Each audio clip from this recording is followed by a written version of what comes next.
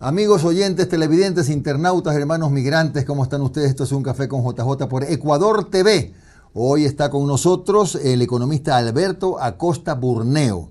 Él es analista económico y político, también es editor de la acreditada revista Análisis Semanal y columnista de la revista Vistazo. Gracias, Alberto, por estar con nosotros. Y quisiéramos comenzar con el tema del día, de la semana y del mes, ¿no? Terminó el paro, pero ¿cuál es la lección que nos deja ese paro? ¿Qué pasó con la CONAIE? ¿Dónde estuvieron los aciertos y errores? ¿Cómo podemos resumir el paro? Bueno, este paro nos demostró algunos temas importantes. Primero, que la CONAIE por sí sola no puede paralizar al país. Se pensaba que por lo que sucedió en 2019 y 2022, la CONAIE iba a poder poner al gobierno de turno de rodillas. Y no es así. Primero, que el gobierno hizo las cosas de una manera muy astuta, tiene un olfato político muy afinado. ¿Qué es lo que hizo? Hizo lo mismo que Lenín Moreno, pero cambió el orden de los factores. Al revés. Empezó negociando compensaciones, algo que Lenín Moreno nunca hizo. Era el tercer paso de Lenín Moreno y él dijo, vamos a negociar compensaciones, y nunca se concretaron. El gobierno Noboa empieza negociando compensaciones a los transportistas.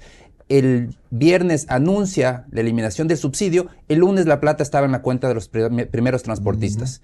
Eso marcó la diferencia. No entraron al paro ni taxistas ni transportes.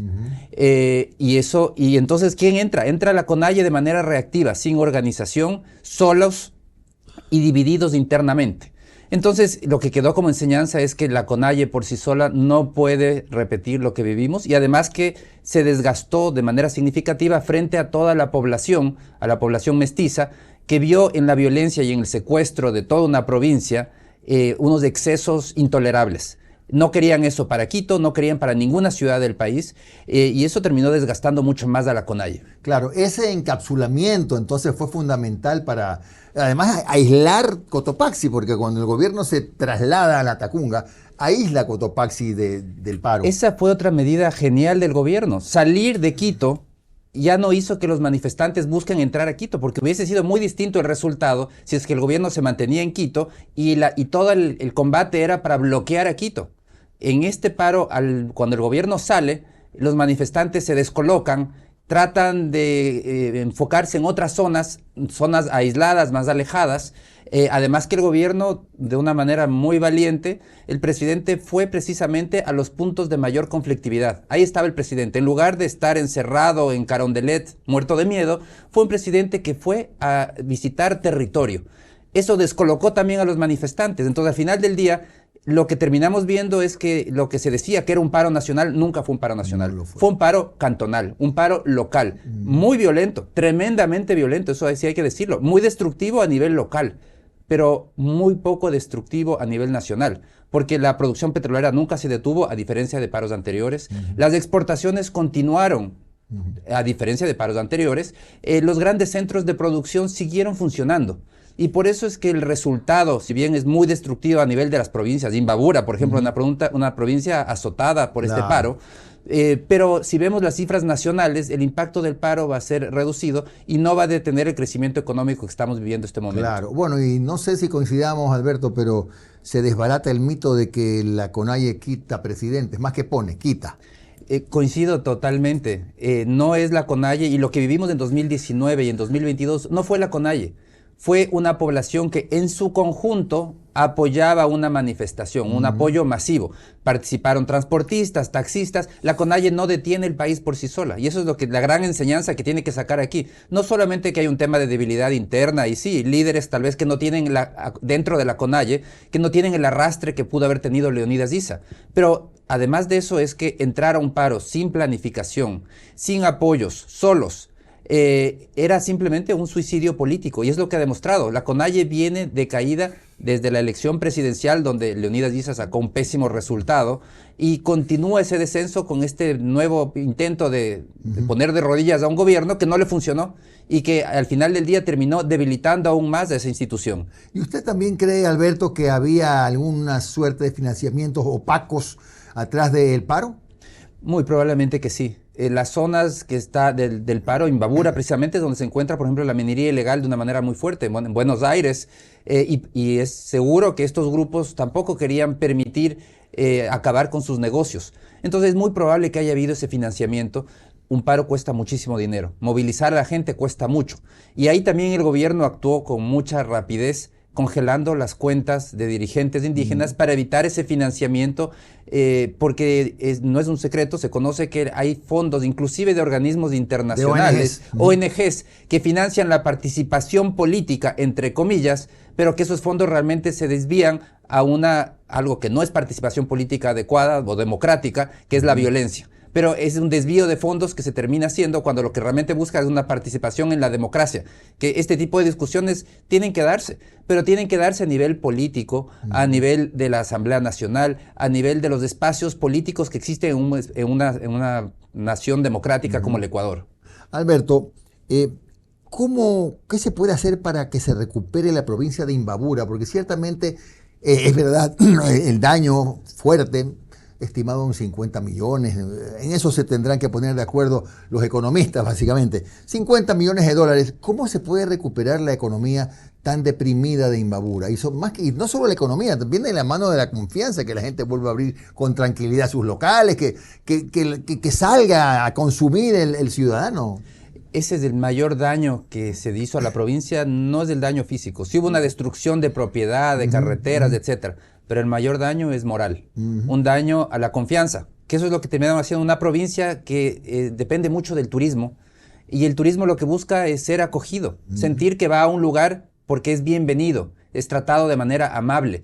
Y lo que se vivió en este mes, el nivel de violencia que se vivió en este mes, deja en la retina y en la memoria de los ciudadanos una imagen realmente de miedo, de la capacidad de odio interracial que existía, que realmente genera preocupación. Entonces yo creo que la manera de ayudar a esa provincia a salir adelante es a través de una campaña cívica de amabilidad, de respeto, que tiene que nacer de la misma provincia. Esto no es algo que el gobierno puede apoyar, lo que sea, pero es algo que tiene que ser de las fuerzas cívicas locales. Tienen que hacer una campaña para demostrar que esta provincia es amigable con el resto de ciudadanos, es acogedora, quiere recibir a la gente, da la bienvenida a la gente y es pacífica. Claro, no, y también eso lo agrego por mi cuenta, los alcaldes y el prefecto tienen que sacarse la ropa de sus partidos, el color de sus partidos y empezar a trabajar ya por la recuperación de Imbabura, ¿no?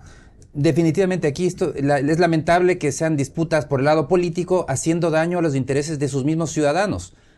Lo que vivimos ahora, a los que hace daño es a esa provincia, una provincia que tiene tanto potencial, que es tan bella, que tiene tanto potencial turístico, turismo de naturaleza, turismo cultural, las mismas comunidades que pueden mejorar su nivel de vida significativamente a través del turismo comunitario.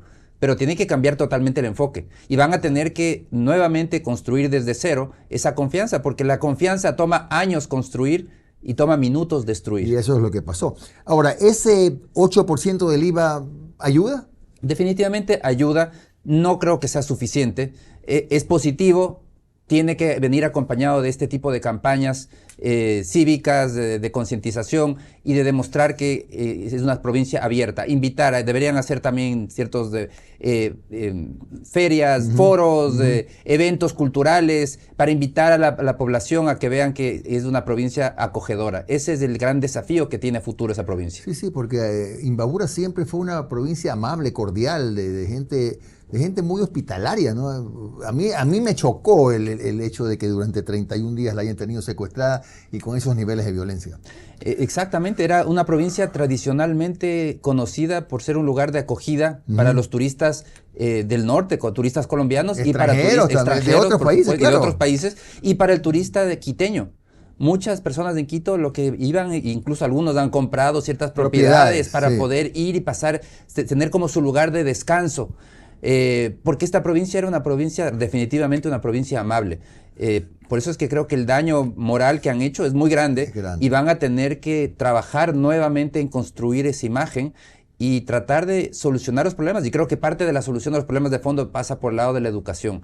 Hay que mejorar esa educación intercultural, hay que darles mejores herramientas a través de la educación intercultural para que los jóvenes de las sociedades indígenas puedan integrarse y beneficiarse de la sociedad moderna. Es necesario que ellos participen. El turismo comunitario es una gran alternativa para integrarse y muchas otras actividades en donde puedan ver el beneficio de una convivencia pacífica, porque eso al final del día mejora el nivel de vida de todos, empezando por esas mismas comunidades. Claro, y redondearía la idea, Alberto, porque a donde no llega el Estado llegan las economías irregulares.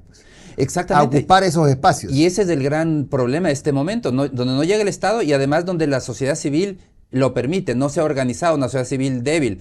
Y yo creo que por eso es que la recuperación realmente de Imbabura tiene que nacer de la sociedad civil. Claro que sí. De los grupos locales y de las mismas comunidades. Tienen que dar un giro y decir, bueno, nos hemos equivocado, reconocer el error y enfocarse en cómo vamos a hacer que esto vuelva a ser atractivo para el turismo, para hacer negocios, para que vengan más personas. Y eso es lo que va a permitir mejorar el nivel de vida, que es lo que están buscando. Al final del día es lo que se busca. Con violencia, con secuestrando una provincia, no se mejora el nivel de vida. Con ese tipo de estrategias todos pierden. Claro que sí. Tómese el sorbo de café mientras le formulo la siguiente pregunta. Y quiero que me explique cómo es posible... bueno, yo sí lo creo, por supuesto, pero ¿cómo entender, los que no somos economistas, que el diésel va a bajar en los próximos 2 meses? ¿Es posible y cómo? Es totalmente posible y además eso es lo que se prevé en los precios internacionales, porque estamos frente a un nivel de precios del petróleo muy bajo. Estos últimos días algo se ha recuperado por las medidas que está tomando Estados Unidos contra Rusia, pero de manera generalizada más bien estamos en una etapa de abundancia de petróleo a nivel global. Entonces, en diciembre, que debía empezar ya a funcionar la banda de precios, se permite una variación en el precio del diésel. Ya vimos cómo cuando en septiembre se eleva el precio del diésel, todavía existió un pequeño subsidio de 16 centavos por galón. Claro. Al mes siguiente, el subsidio bajó. El precio del diésel no cambió, pero el subsidio bajó. ¿Por qué? Porque el precio del diésel internacional está cayendo. Claro. El subsidio al mes siguiente fue de 12 centavos por galón. Y ese subsidio va a seguir cayendo hasta que hacia finales de año o probablemente los primeros meses del próximo año se va a transformar en o va a dar la posibilidad de que vaya bajando el precio del diésel, porque el precio del diésel internacional también cae. Bien, gracias. Hacemos la pausa con Alberto Acosta Burneo, analista económico y político, editor de la revista Análisis Semanal y columnista de la revista Vistazo. Regresamos para hablar de la nueva Constitución. ¿Cuáles son los cambios que debe, mejor dicho, qué debe tener la nueva Constitución para permitir, por ejemplo, facilitar y no ser un obstáculo para la inversión de capitales internacionales extranjeros en áreas tan importantes como el petróleo, por ejemplo? Ya regresamos.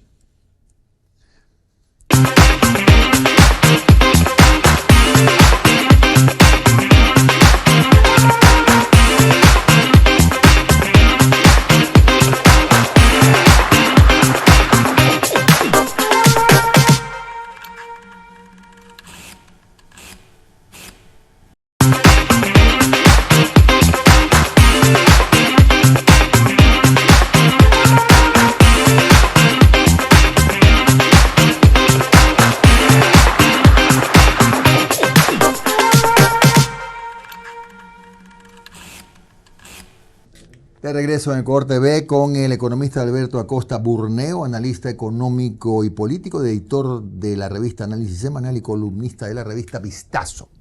Alberto, en este bloque hablemos de la nueva Carta Política, en cuyo camino estamos. Si llega el momento de la nueva constituyente, vía consulta popular, ¿qué es lo que debe reformarse? No reformarse, estoy expresándome mal. ¿Qué debe tener esa nueva Constitución para que sea más práctica, más eficiente, menos complicada, menos reglamentaria y que sea más bien una herramienta que facilite, por ejemplo, la inversión? Bueno, primero el punto de partida es que una Constitución tiene que contener apenas los principios básicos de los que nos ponemos de acuerdo de la convivencia política. Mientras más pequeña, mejor. Tenemos una Constitución en este momento tremendamente extensa, que realmente es un plan de gobierno del socialismo del siglo XXI. No es una Constitución que establezca principios básicos. Entonces, la nueva Constitución tiene que ser muy concisa, muy corta, principios básicos, que además sirvan para gobiernos de derecha y de izquierda, porque esa es la democracia. No puede ser un plan de gobierno, tiene que ser tan específica de temas generales en las que sí podemos estar de acuerdo. Y el plan de gobierno queda al gobierno de turno. En materia económica, ¿qué debe tener? Algo que nos podemos poner de acuerdo y que hay que entender. La base del crecimiento económico es la inversión. Inversión claro, productiva. claro, claro. Ese es el motor del crecimiento económico. La inversión productiva es la que permite que haya más rentas para el Estado, para que el Estado pueda invertir. Pero el motor no es la inversión pública. El motor está en la generación inicial de riqueza que permite que como consecuencia pueda haber más inversión pública, etc. Entonces, la nueva Constitución tiene que tener algunos principios económicos básicos, pero muy fuertes. Libertad de empresa y emprendimiento. Que el Estado no pueda limitar la libertad de empresa y las decisiones de emprender. Lo que sí pasa ahora. Que sí pasa ahora. Un tema fundamental, el tema de la seguridad jurídica. Tiene que garantizar la seguridad jurídica. A nivel constitucional debemos establecer que los contratos no pueden ser modificados ni por leyes ni por ninguna disposición administrativa. Es decir, los contratos se firman y se respetan. Fundamental para atraer inversión. ¿Y el arbitraje internacional? Es un tercer tema. Necesitamos atraer la inversión, abrirnos a la inversión extranjera. ¿Y eso qué requiere? Por un lado, dar un mismo tratamiento a la inversión nacional y a la extranjera. Mismas condiciones para todos. Claro. Sumados a permitir el arbitraje internacional. Porque lamentablemente queremos que los inversionistas internacionales traigan cientos de millones de dólares y que tengan que confiar en una justicia en que los gobiernos le meten la mano cada que pueden y que además nos cuentan alegremente que le han metido la mano. Es una justicia en la que ni nosotros los ecuatorianos creemos. Entonces, si queremos atraer capitales, tenemos que tener esa posibilidad de tener un tercero imparcial para que pueda dirimir cualquier discrepancia que exista. Ahora, ¿y qué hacemos con las llamadas áreas estratégicas? ¿Ese concepto debe desaparecer? ¿Debe modularse? ¿Qué cosa? Ese es un cuarto tema fundamental. La Constitución tiene que garantizar la competencia. No puede haber privilegios para nadie. Y eso incluye... Ni para el Estado. Ni para el Estado. Incluye acabar los privilegios que tienen esos monopolios estatales, que son la causa de muchísimos de los problemas que tenemos en la actualidad. Alrededor de la cuarta parte del PIB nacional es un monopolio estatal. Claro. Es una constitución estatista lo que tenemos en la actualidad. Estamos hablando de telecomunicaciones, de minería, de petróleo, electricidad. ¿Y qué es lo que sucede con estos monopolios? Que todos adolecen de lo mismo, insuficiente inversión. Porque la billetera del Estado es minúscula y claro, siempre lo va a ser. No podemos esperar que el Estado sea el único. Es como pensar que esto es un biplano, un avión con dos motores, pero por constitución hemos decidido que uno de los motores de la inversión privada siempre esté apagado. Claro. No vamos a ir lejos. ¿Y qué nos pasa con los sectores estratégicos? En petróleo hace agua por todos los frentes. Claro, cae la producción por insuficiente inversión. 50-60%. Es que desde la producción está cayendo. El transporte, los oleoductos. En julio se paralizó la exportación de petróleo por el riesgo de la erosión regresiva en el río Coca, porque no se ha hecho la inversión en hacer un nuevo trazado. Y exploración estamos en pañales. Exploración no se ha hecho. Nada, cero, en décadas. No se ha hecho, por eso es que las reservas petroleras siguen cayendo, pero no y claro, pronto vamos a dejar de ser un país petrolero, pero no porque se haya acabado el petróleo. En la última década hemos perdido 100,000 barriles al día de producción. Sí. Y la Agencia Internacional de Energía tiene un estimado y dice el Ecuador va a perder en los próximos 5 años la cuarta parte de su producción petrolera. 110,000 barriles más que vamos a perder, entre otras cosas. Si es que no cambiamos las reglas del juego. Exactamente. Si todo se mantiene como está, vamos a perder la cuarta parte de la producción. Pronto dejaremos de ser un país petrolero, no porque se acabó el petróleo, sino porque hemos sido incapaces de extraerlo. En electricidad, mientras hubo bonanza petrolera, hubo inversión en nuevas hidroeléctricas. Pero desde 2014 se acabó la bonanza petrolera. Desde 2019 no sube la oferta energética de manera significativa. Y el resultado, apagones masivos. ¿Por qué? Por insuficiente inversión, porque eso es un monopolio estatal donde la inversión privada es tolerada como una excepción, donde no existe mercado, no existe precios de mercado, etc. En telecomunicaciones, la única empresa que tiene acceso a la red 5G es CNT. La única que no tiene ni los recursos ni los clientes para desplegar esa red. Las otras no se les ha permitido. Mientras el mundo ya avanza hacia el 6G, porque 5G ya es de antigüedad. Claro. Nosotros todavía no empezamos el 5G. Nuevamente, el monopolio estatal deteniendo el desarrollo económico. Y en minería llevamos décadas de atraso frente a Perú o frente a Chile, en donde la minería representa alrededor del 10% de su PIB. En el Ecuador todavía no llega al 2%. No, yo he dicho que a propósito de la minería, que siendo nosotros uno de los dos países del mundo con la definición de plurinacionalidad en la Constitución, Bolivia es el otro, no tenemos casi ninguna inversión en minería y en cambio posiblemente las bases de las exportaciones y de la de las finanzas bolivianas son la explotación de oro y las reservas de litio. Y es que hay un potencial en este momento. Los precios de los minerales están por las nubes. El oro tiene precios récords por la misma guerra comercial internacional. Ajá. Los bancos centrales están comprando oro de manera masiva y los precios del oro se han ido a las nubes. Y el cobre es el fundamento para la electrificación del mundo. El mundo está yendo hacia la electrificación y para eso se necesita cobre. Y el Ecuador tiene oro y tiene cobre. Claro. Pero lo que no tiene es el entendimiento para poder extraer ese oro y ese cobre que tenemos en abundancia. Estamos sentados frente a una riqueza inimaginable y mientras tanto la población sale a aplaudir que no se produzca oro, que no se produzca cobre, cuando lo que estamos viendo es que el país podría tener unas rentas gigantescas que se pueden transformar en obra pública, porque eso permite financiar obra pública, beneficios para los ciudadanos, puede transformar el nivel de vida del país, porque estamos a las puertas de un nuevo boom. El boom minero puede ser lo que fue el petróleo en los años 70, Claro que puede sí. ser la minería en la actualidad. Y ahora sí hay pues tecnología adecuada para no causar daño o causar el mínimo daño posible al entorno, ¿no? Exactamente, es que ese es el problema, que en el Ecuador hay algunos que son más papistas que el Papa y pensemos, por ejemplo, países como Estados Unidos o Canadá, son países en donde la minería ha sido tremendamente relevante y en ninguno de esos países le dijeron no a la minería, no queremos minería. En el caso del petróleo, en Noruega, un gran país petrolero europeo, y a nadie se le ocurrió decir no, dejen el petróleo bajo tierra, no nos sirve el petróleo, no lo queremos. Y un país que se precie de ser socialista. Y el Ecuador, un país pobre, es el que puede darse los lujos de decir no me interesa el oro, que se lo lleven, no me interesa que se quede ahí bajo tierra, el petróleo tampoco me interesa, queremos cerrar la producción de petróleo y de minerales. Y eso es parte también de esas contradicciones de este discurso de la CONAIE, que por un lado dicen no minería, pero quieren más inversión pública.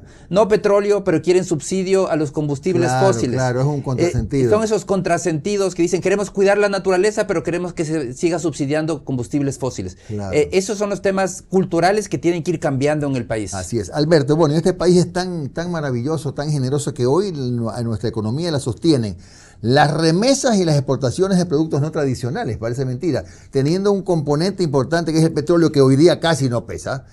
Minería que la tenemos en un cajón archivada, y bueno, yo no sé qué sería del Ecuador si tuviéramos, quiero convencerme de que realmente las trabas han sido en la Constitución. Si tuviéramos una Constitución facilitadora, ¿no? Exactamente, y yo creo que sí, las trabas están en la Constitución, porque mucho se dice, es que es cuestión del gobierno. No, hay que entender que lo importante no es el gobierno, son las reglas, las instituciones. Y eso podemos aprender del caso peruano. En el Perú la política no funciona. En 10 años han tenido 8 presidentes. Cambia de presidentes cada pocos meses. La política realmente está despedazada en ese país. Y sin embargo, el país sigue creciendo. Las inversiones... 10 años el mismo presidente del Banco Central. 20 años. 20, perdón. Las me quedé corto. Las inversiones siguen llegando, y eso es por una constitución, la de 1993, que puso las bases del crecimiento económico del Perú. Creó un ambiente de seguridad para el inversionista, le dio seguridad jurídica, algo que es muy escaso en la región. Entonces lo que tenemos que entender es que no podemos confiar en ningún gobierno. Los gobernantes, las personas son seres humanos, los gobernantes no son ángeles, y son las reglas del juego las que tienen que mejorar, y no confiarnos en que sea el gobierno el que mejore. No, el que tiene que mejorar son las reglas del juego, claro. Y veremos cómo el juego va a ser mucho mejor con mejores reglas. Alberto, Guyana, que es un paraíso ambiental, hoy está produciendo más de 300.000 barriles de petróleo. ¿Cómo entendemos eso? Y su economía creció, sí, si no me equivoco, por encima del 50%, exactamente, 50% de crecimiento. Es un país que se está enriqueciendo de una manera masiva, y apostaron por inversión privada para producción petrolera. El Ecuador tiene que hacer lo mismo, acabando con esos prejuicios que decían, no, es que el petróleo tiene que usarlo solo el Estado.